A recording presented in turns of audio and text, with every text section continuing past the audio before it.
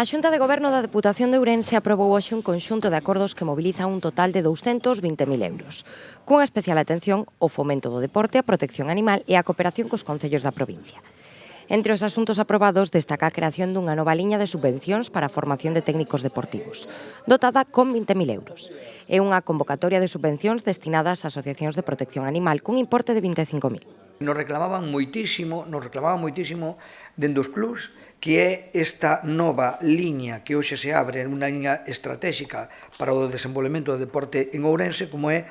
a de formación, a de subvencións para a formación de técnicos deportivos. Que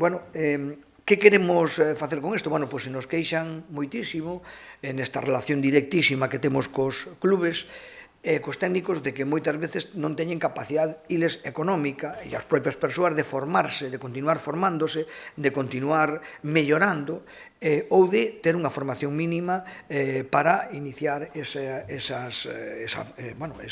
traballo como técnicos. Estas asociacións que traballan estrictamente, directamente con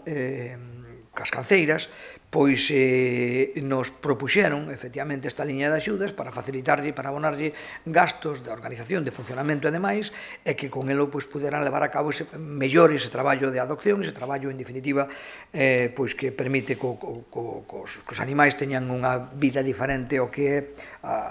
estar internados nunha institución como poden ser as canceiras. A maiores, as actuacións aprobadas tamén corresponden aos municipios de Larouco, Bande, O Polo e Celle, permitindo acometer melloras en viais municipais, iluminación pública e camiños rurais por valor de 175.000 euros.